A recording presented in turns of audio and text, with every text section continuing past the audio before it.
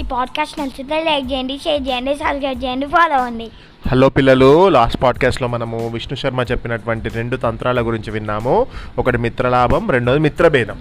ఈరోజు నేను చెప్పబోయేటువంటి ఇంకొక తంత్రం, అంటే విష్ణు శర్మ చెప్పినటువంటి తంత్రం ఏంటంటే విగ్రహం. రాజకుమారులకు విష్ణు శర్మ పంచతంత్రంలోని మిత్రలాభం, మిత్రభేదం చెప్పి అందులోని నీతిని చాలా విశదీకరించి 3వ తంత్రమైన విగ్రహం ప్రారంభిస్తూ ఇలా అన్నాడు: రాజకుమారులారా, ఇంతవరకు మీరు ముందు 2 తంత్రాలలో మిత్రుని వల్ల కలిగే లాభాలు, ఆ మిత్రులతో కలుగు భేదము వలన కలిగే నష్టాలను తెలుసుకున్నారు. పంచతంత్రంలోని 3వ తంత్రమైన విగ్రహమును ఇప్పుడు మీకు వివరిస్తాను. ఈ తంత్రంలో ప్రధాన కథ నీటి పక్షులకు, నేలను ఆశ్రయించుకొని జీవించే పక్షులకు మధ్యన సాగుతుంది.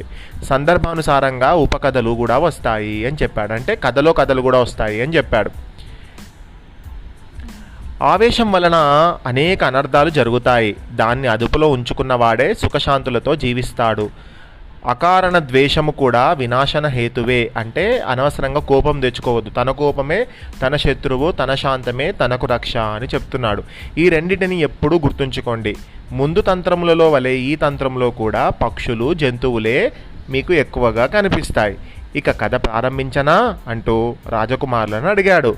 మీదే ఆలస్యం గురువర్య, మేము చాలా ఎక్సైటింగ్గా ఉన్నాం వినడానికి. మరయాన్స్ లాగా చాలా ఎక్సైటింగ్గా ఉన్నాము గురువర్య, ప్లీజ్ స్టార్ట్ చేయండి అని అన్నారు. ఉత్సాహంతో రాజకుమారులందరూ ముక్తకంఠంతో బదులు పలికారు. విష్ణు శర్మ విగ్రహతంత్రం ప్రారంభించాడు. పిల్లలు, మరి మీరు కూడా వినడానికి సిద్ధమా? ఓకే, సో ఫస్ట్ కథ ఏంటంటే నెమలి హంసల కథ. పూర్వం కర్పూర దీపం అనేటువంటి ఒక అడవిలో రకరకాల పండ్ల వృక్షాలు, నీటి సరస్సులు ఉండేవి. జీవనానికి అనుకూలంగా ఉండేది.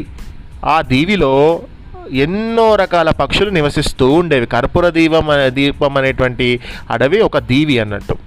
ఆ దీవి అంటే తెలుసు కదా, చుట్టూ సముద్రం ఉంటుంది, మధ్యలో ఈ ఐలాండ్ అన్నట్టు.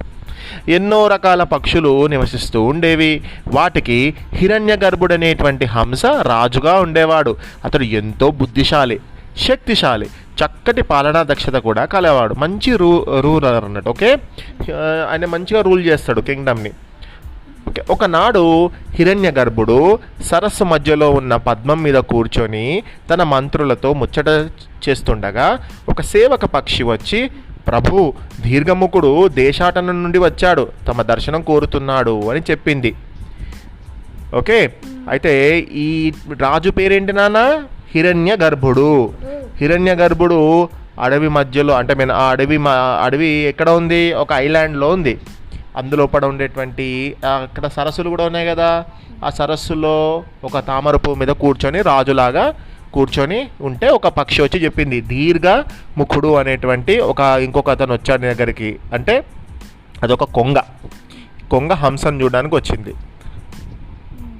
అనగానే దీర్ఘముఖుడు దేశాటం నుండి వచ్చాడు, తమ దర్శనం కోరుతున్నాడు అని చెప్పింది. రమ్మను అని ఆ పక్షికి చెప్పి పంపాడు హంసరాజు. దీర్ఘముఖుడు కొంగ జాతిలో చాలా బలమైనవాడు. అతడు కొంతకాలం క్రితం దేశాటనకు బయలుదేరి వెళ్ళాడు. అంటే వేరే దేశానికి వెళ్ళాడట. హంసరాజు ఎదుటకు వస్తూ, ప్రభు నమస్కారం అంటూ దీర్ఘముఖుడు తల వంచాడు. సంతోషం దీర్ఘముఖ, నీ ప్రయాణం ఎలా జరిగింది? నీవు చూసిన ప్రాంతాలలో వింతలు, విశేషాలు ఏమిటి? ఏం చెప్పమంటారు ప్రభు? నేను చాలా ప్రదేశాలు తిరిగినా ప్రతి చోట ఏదో ఒక వింత, విశేషం ఉన్నాయి. వాటినన్నిటినీ చెప్పాలంటే నేను దేశాటన చేసినంత కాలం పడుతుంది. అంటే నేను చాలా దూరం వెళ్ళొచ్చాను కదా ప్రభు, నేను చాలా వింతలు, విశేషాలు చూశాను. అంటే అవన్నీ చెప్పవా అని అడిగాడు ఈ హంసరాజు. అంటే లేదు ప్రభు, అది చెప్పాలంటే మాత్రం చాలా టైం పడుతుంది అని చెప్పాడు. కానీ ప్రభు, అన్నిటికంటే ముఖ్యమైన విశేషం ఉంది, అది తప్పక తమకు నేను చెప్పాలనుకుంటున్నాను అన్నాడు దీర్ఘముఖుడు. ఏమిటది? ఎంతో ఉత్సాహంగా దీర్ఘముఖుడిని అడిగాడు హంసరాజు. ప్రభు, నా దేశాటన ముగింపుకు ఒక చిన్న యుద్ధమే జరిగింది. అంటే నేను దేశం అంటే నేను మళ్ళీ మన రాజ్యానికి వచ్చేటప్పటికి ఒక చిన్న యుద్ధం లాంటిదే జరిగింది అన్నాడట. అవునా, ఏంటది అంటే అందులో నా తెలివి తక్కువతనం కొంత ఉన్నా అందుకు కారణం పూర్తిగా నాది కాదు, నేనైతే కారణం కాదు, కానీ నేను ఏదో అనుకోకుండా అందులో ఇన్వాల్వ్ అయిపోయినా అన్నట. యుద్ధమా, ఏం జరిగింది? దీర్ఘముఖుడు జరిగింది రాజుకు ఈ విధంగా వివరించాడు. ఏ విధంగా వివరించాడు అనేది నెక్స్ట్ పాడ్కాస్ట్లో విందాం.